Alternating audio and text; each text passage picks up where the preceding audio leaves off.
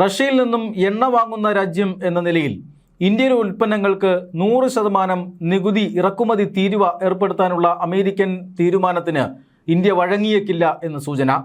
സത്യത്തിൽ ഇന്ത്യക്ക് മേൽ ശക്തമായ സമ്മർദ്ദമുയർത്താനാണ് 100% ഇറക്കുമതി തീരുവ എന്ന തന്ത്രവുമായി അമേരിക്ക ഇറങ്ങിയിരിക്കുന്നത്. എന്നാൽ ഇന്ത്യ അതിന് വഴങ്ങുന്നില്ല. റഷ്യയിൽ നിന്നും എണ്ണയുടെ ഇറക്കുമതി കുറയ്ക്കേണ്ടതില്ല എന്നാണ് ഇപ്പോൾ കേന്ദ്ര സർക്കാർ തീരുമാനമെടുത്തിരിക്കുന്നത് എന്നാണ് സൂചന. അതായത് ചൈന കഴിഞ്ഞാൽ ഏറ്റവും അധികം എണ്ണ റഷ്യയിൽ നിന്നും ഇറക്കുമതി ചെയ്യുന്ന രാജ്യമാണ് ഇന്ത്യ. ഈ കഴിഞ്ഞ ജൂലൈയിൽ 27.8 ലക്ഷം ബാരൽ അസംസ്കൃത എണ്ണയാണ് റഷ്യയിൽ നിന്നും ഇന്ത്യ ഇറക്കുമതി ചെയ്തത്. ഇത് സർവകാല റെക്കോർഡാണ്. ഇന്ത്യയുടെ മൊത്തം ഇറക്കുമതിയുടെ 56% വരും എന്നതാണ് ഏറ്റവും പ്രധാനപ്പെട്ട കാര്യം. അതുകൊണ്ട് തന്നെ ഇനി എണ്ണ ഇറക്കുമതി കുറയ്ക്കേണ്ടതില്ല എന്ന തീരുമാനം ഇന്ത്യ എടുത്തിരിക്കുന്നു. നേരത്തെ 2025 റഷ്യയിൽ നിന്നും എണ്ണ വാങ്ങുന്നതിൻ്റെ പേരിൽ ഇന്ത്യയുടെ ഉൽപ്പന്നങ്ങൾക്ക് 25% പിഴ തീരുവ അമേരിക്ക ചുമത്തിയിരുന്നു. ആ സമയത്ത് റഷ്യയിൽ നിന്നും എണ്ണ വാങ്ങുന്നത് ഇന്ത്യ ഒരൽപ്പം കുറച്ചിരുന്നു. എന്നാൽ അങ്ങനെ ഒരു തീരുമാനത്തിലേക്ക് പോകണ്ട എന്നാണ് ഇപ്പോൾ കേന്ദ്ര സർക്കാർ എടുത്തിരിക്കുന്ന തീരുമാനം. കേന്ദ്ര സർക്കാരിൻ്റെ തീരുമാനത്തിന് പിന്നിൽ 5 കാരണങ്ങളുണ്ട്. ഇതിലൊന്നാമത്തേത് പശ്ചിമേഷ്യൻ സംഘർഷമാണ്. പശ്ചിമേഷ്യയിൽ ഇപ്പോഴും സംഘർഷാവസ്ഥ തുടരുകയാണ്. 2025 റഷ്യയിൽ നിന്നുള്ള എണ്ണ വാങ്ങൽ കുറയ്ക്കുമ്പോൾ പശ്ചിമേഷ്യൻ സംഘർഷമുണ്ടായിരുന്നില്ല. 2026 ഫെബ്രുവരി 28 മുതലാണ് അമേരിക്കയും ഇസ്രായേലും ശക്തമായ ആക്രമണം ഇറാനുമേൽ നടത്തിയത്. അതിനുശേഷം പശ്ചിമേഷ്യയിൽ വലിയ പ്രതിസന്ധി ഉടലെടുത്തു.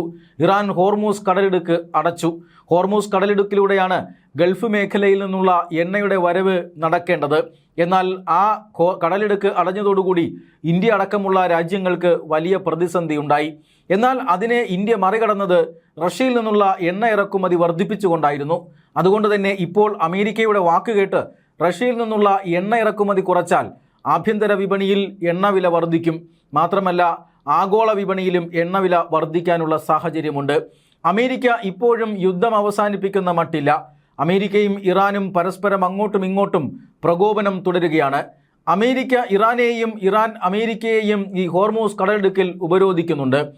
ഒമാൻ തീരത്തുകൂടി മറ്റൊരു പാത അമേരിക്ക നിർമ്മിച്ചെങ്കിലും ആ പാതയിലൂടെ പോകുന്ന കപ്പലുകളും ആക്രമിക്കപ്പെടുന്നു. മാത്രമല്ല ഇറാനും ഒമാനും ഈ ഹോർമൂസ് കടലിടുക്കിലൂടെയുള്ള കപ്പൽ ഗതാഗതത്തിൻ്റെ കാര്യത്തിൽ ഒരു അന്തിമ തീരുമാനം അല്ലെങ്കിൽ ഒരു സഹകരണം ഉണ്ടാക്കിയെന്ന സൂചനയുമുണ്ട്. അങ്ങനെയാണ് എങ്കിൽ തീർച്ചയായും അമേരിക്ക അവിടെ ഉപരോധം തുടരുന്നിടത്തോളം കാലം ഹോർമൂസ് കടലിടുക്കിൽ വലിയ പ്രതിസന്ധി തന്നെയാണ്. ഇപ്പോഴും യുദ്ധം എന്ന് മാറുമെന്നുള്ളതിനെക്കുറിച്ച് യാതൊരു സൂചനയും ഇറാനോ അമേരിക്കയോ നൽകുന്നില്ല. ഇറാൻ ഏതറ്റം വരെയും പോകും എന്ന ഒരു തീരുമാനത്തിലാണ്. അമേരിക്കയാകട്ടെ ഇറാനെ നശിപ്പിച്ച് അടങ്ങൂ എന്ന തീരുമാനത്തിലും. ഇതെന്ന് അവസാനിക്കും എന്ന് യാതൊരു നിശ്ചയവുമില്ല. റഷ്യയും യുക്രൈനും തമ്മിലുള്ള സംഘർഷം പോലെ വർഷങ്ങളോളം നീണ്ടാൽ തീർച്ചയായും ഇന്ത്യക്ക് ഗൾഫ് രാജ്യങ്ങളെ എണ്ണയ്ക്ക് വേണ്ടി അധികം ആശ്രയിക്കാൻ കഴിയില്ല എന്നുള്ളതാണ് ഏറ്റവും പ്രധാനപ്പെട്ട കാര്യം. ഇന്ത്യയുടെ LPG ടാങ്കറുകളെയും അതുപോലെ തന്നെ ഓയിൽ ടാങ്കറുകളെയും എല്ലാം ഇറാന്റെ അനുമതിയോടുകൂടി ഹോർമൂസ് കടലിടുക്കിലൂടെ കൊണ്ടുവരാൻ സാധിക്കുന്നുണ്ട്. പക്ഷേ അത് ഏത് സമയത്തും അനിശ്ചിതത്വത്തിലാകാനുള്ള സാധ്യതയുണ്ട്. ഇറാൻ മറ്റു കപ്പലുകളെ ആക്രമിക്കുന്നിടത്തോളം കാലം ഇന്ത്യൻ കപ്പലുകൾക്ക് വലിയ സുരക്ഷ അവിടെയില്ല. ഇതാണ് ഏറ്റവും പ്രധാനപ്പെട്ട ഒന്നാമത്തെ കാരണം. രണ്ടാമത്തെ കാരണം എന്നത് റഷ്യയിലേക്കുള്ള ഇന്ത്യയുടെ എണ്ണ കയറ്റുമതിയാണ്. റഷ്യയും യുക്രൈനും തമ്മിലുള്ള സംഘർഷത്തിനിടയിൽ കഴിഞ്ഞ ഏതാനും ദിവസങ്ങൾക്ക് മുമ്പ് യുക്രൈൻ റഷ്യക്കെതിരായിട്ടുള്ള ആക്രമണം കടുപ്പിച്ചിരുന്നു. ആ ആക്രമണത്തിൽ ഈ ദീർഘദൂര ഡ്രോണുകൾ ഉപയോഗിച്ച് യുക്രൈൻ റഷ്യയുടെ റിഫൈനറികൾക്ക് നേരെ ആക്രമണം നടത്തിയിരുന്നു. ആ ആക്രമണത്തിൽ റഷ്യൻ റിഫൈനറികൾക്ക് വലിയ രീതിയിൽ നാശനഷ്ടമുണ്ടായി. ഇത് സംസ്കരിച്ച എണ്ണ രാജ്യത്ത് ലഭ്യമാകാത്ത ഒരു സാഹചര്യമുണ്ടായി. ലക്ഷക്കണക്കിന് ബാരൽ എണ്ണ കയറ്റുമതി ചെയ്യുന്ന റഷ്യ എന്ന രാജ്യത്തിനകത്ത് വലിയ രീതിയിലുള്ള ഇന്ധന പ്രതിസന്ധി ഉണ്ടാകുന്നത് നമ്മൾ കണ്ടു. പെട്രോൾ പമ്പുകളിലും മറ്റും വാഹനങ്ങളുടെ നീണ്ട നിരയുണ്ടായി. എന്നാൽ ഈ ഒരു പ്രതിസന്ധിയെ റഷ്യ മറികടന്നത് ഇന്ത്യക്ക് കൂടുതൽ അസംസ്കൃത എണ്ണ നൽകുകയും ഇന്ത്യയുടെ റിഫൈനറികളിൽ ഈ എണ്ണ സംസ്കരിച്ച് തിരിച്ച് റഷ്യയിലേക്ക് കയറ്റുമതി ചെയ്തതിലൂടെയുമാണ്.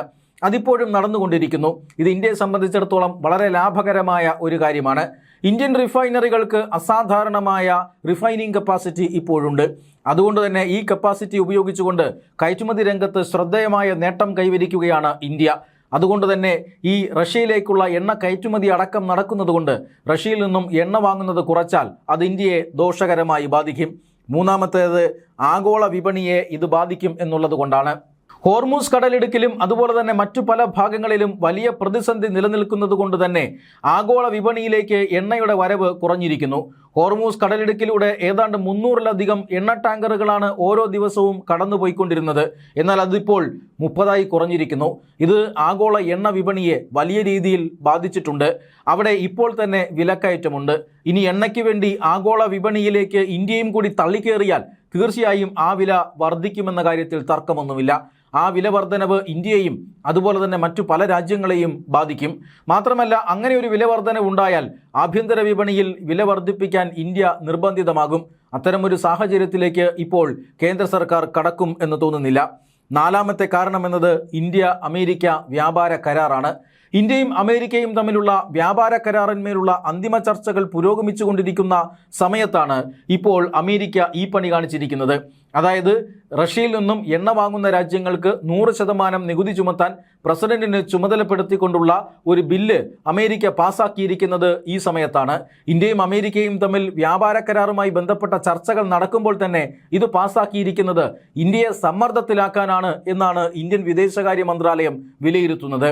അതായത് ഇന്ത്യക്ക് ഒട്ടും ഗുണകരമായി ഭവിക്കാത്ത പല കാര്യങ്ങളും അമേരിക്കയ്ക്ക് ഈ കരാറിലൂടെ നേടിയെടുക്കണം. അമേരിക്കൻ താൽപ്പര്യങ്ങൾക്ക് വേണ്ടി മാത്രം സ്വാർത്ഥ ചിന്താപരമായി ഇന്ത്യയെ വലിയ രീതിയിൽ ഈ കരാറിൽ ഒപ്പിടിപ്പിക്കാനായി, അല്ലെങ്കിൽ ഈ കരാറിൽ പല ഉപാധികൾ വെച്ചുകൊണ്ട് ഇന്ത്യയെ സമ്മതിപ്പിക്കാനായി അമേരിക്ക ശ്രമിക്കുന്നുണ്ട്. അത്തരം ഉപാധികൾ സമ്മതിച്ചു കൊടുക്കാൻ അമേരിക്ക സമ്മർദ്ദം ചെലുത്തുന്നതാകാം ഈ 100% തീരുവ എന്ന തീരുമാനമെന്നാണ് ഇപ്പോൾ ഇന്ത്യ വിലയിരുത്തുന്നത്. അതുകൊണ്ട് തന്നെ അതിന് വഴങ്ങേണ്ടതില്ല, പ്രത്യേകിച്ചും വ്യാപാര കരാറുമായി ബന്ധപ്പെട്ട ചർച്ചകൾ നടക്കുമ്പോൾ എന്നാണ് ഇപ്പോൾ കേന്ദ്ര സർക്കാരിൻ്റെ തീരുമാനം. ഏറ്റവും ഒടുവിലത്തെ കാരണമെന്നത് ഇവിടുത്തെ പ്രതിപക്ഷത്തിൻ്റെ നിലപാടാണ്. കഴിഞ്ഞ 2025 അമേരിക്കയുമായി കൊമ്പ് കോർക്കേണ്ട ആവശ്യമില്ല. കാരണം ഇന്ത്യയിലെ കയറ്റുമതിക്കാരെ സംബന്ധിച്ചിടത്തോളം അമേരിക്കൻ വിപണി വളരെയധികം പ്രധാനമാണ്. അതുകൊണ്ട് തന്നെ ആ വിപണിയെ രക്ഷിക്കുക എന്ന ഒരു ചിന്തയോടുകൂടിയാണ് റഷ്യയിൽ നിന്നുള്ള എണ്ണ ഇറക്കുമതി അല്പം കുറച്ചത്. പൊതുമേഖലാ കമ്പനികൾ എണ്ണ ഇറക്കുമതി കുറയ്ക്കുകയും പകരം സ്വകാര്യ മേഖലാ കമ്പനികൾ എണ്ണ ഇറക്കുമതി വർദ്ധിപ്പിക്കുകയും ചെയ്തു എന്നുള്ളതാണ് ആ കാലയളവിലെ നേട്ടം. എന്തായാലും എണ്ണ ഇറക്കുമതി റഷ്യയിൽ നിന്നും ഒരല്പം കുറയ്ക്കാൻ അന്ന് ഇന്ത്യ തീരുമാനിച്ചിരുന്നു. അമേരിക്കയെ സോപ്പിടുക എന്നത് തന്നെയായിരുന്നു ഉദ്ദേശം. പക്ഷേ ഇവിടുത്തെ പ്രതിപക്ഷം അതിനെതിരെ ശക്തമായി നിലപാടെടുത്തു. അവർക്കൊരു രാഷ്ട്രീയ ആയുധം കിട്ടി. എപ്സ്റ്റീൻ ഫയലുകളിൽ മറ്റും പ്രധാനമന്ത്രി നരേന്ദ്രമോദിയുടെയും പ്രധാനപ്പെട്ട കേന്ദ്രമന്ത്രിമാരുടെയും ഒക്കെ പേരുകൾ ഉണ്ട് എന്ന് ചൂണ്ടിക്കാണിച്ചുകൊണ്ട് ഈ പേരുകൾ വെച്ച് ട്രംപ് ബ്ലാക്ക്മെയിൽ ചെയ്യുകയാണെന്നും അതുകൊണ്ടാണ് റഷ്യയുടെ എണ്ണ വാങ്ങാൻ മടിക്കുന്നത് എന്നുമൊക്കെയായിരുന്നു ഇവിടെ വലിയ പ്രചരണം. നമ്മുടെ മുഖ്യമന്ത്രിയായിരുന്ന പിണറായി വിജയൻ പോലും അദ്ദേഹം പ്രതിപക്ഷ നേതാവായതിനു ശേഷം നിയമസഭാ പ്രസംഗത്തിൽ ഇക്കാര്യം ചൂണ്ടിക്കാട്ടിയിരുന്നു. അതായത് റഷ്യയിൽ നിന്നും നേരത്തെ എണ്ണ വാങ്ങിക്കൊണ്ടിരുന്നു, ആ എണ്ണ ഇപ്പോൾ വാങ്ങുന്നത് കുറച്ചതുകൊണ്ടാണ് പെട്രോളിയം ഉൽപ്പന്നങ്ങളുടെ വില വർധനവ് വേണ്ടി വന്നത്, അത് പാവപ്പെട്ട ജനങ്ങളുടെ മേൽ അടിച്ചേൽപ്പിക്കുകയായിരുന്നു എന്നുമൊക്കെ അദ്ദേഹം രാഷ്ട്രീയ വിമർശനം നടത്തി. പ്രതിപക്ഷത്തിൻ്റെ കയ്യിൽ ഇത്തരമൊരു രാഷ്ട്രീയ വിമർശനത്തിനുള്ള ആയുധം കൊടുക്കേണ്ട എന്നും ഇപ്പോൾ കേന്ദ്ര സർക്കാർ തീരുമാനിച്ചിരിക്കുന്നു. പക്ഷേ ഏറ്റവും പ്രധാനപ്പെട്ടത് എന്നത് ഇന്ത്യയുടെ വ്യാപാര നയവും അതുപോലെ തന്നെ വിദേശ നയവും ഒക്കെ തന്നെയാണ്. ഇന്ത്യ ഏത് രാജ്യത്തു നിന്നും എണ്ണ വാങ്ങണം എന്നുള്ളതിനെക്കുറിച്ച് മറ്റൊരു രാജ്യം തീരുമാനിക്കേണ്ട കാര്യമില്ല എന്നതാണ് ഇന്ത്യയുടെ ഇപ്പോഴത്തെ നിലപാട്. അതുകൊണ്ട് തന്നെ അമേരിക്ക അതിശക്തമായ സമ്മർദ്ദം ചെലുത്തിയാലും 100 അല്ല 200% നികുതി ഇന്ത്യൻ ഉൽപ്പന്നങ്ങൾക്ക് മേൽ ചുമത്തിയാലും കേന്ദ്ര സർക്കാർ ഇനി അനങ്ങുന്ന പ്രശ്നമില്ല എന്നാണ് ഈ തീരുമാനങ്ങളിൽ നിന്നും വ്യക്തമാകുന്നത്. എന്തായാലും 27.8 ലക്ഷം ബാരൽ എണ്ണ കഴിഞ്ഞ ജൂലൈയിൽ ഒറ്റ മാസം കൊണ്ട് ഇറക്കുമതി ചെയ്യാൻ ഇന്ത്യക്ക് സാധിച്ചിട്ടുണ്ടെങ്കിൽ ഇതിലൊട്ടും ഒരു കുറവും വരുത്തേണ്ടതില്ല എന്ന തീരുമാനമെടുത്ത് കേന്ദ്ര സർക്കാർ മുന്നോട്ട് പോവുകയാണ്.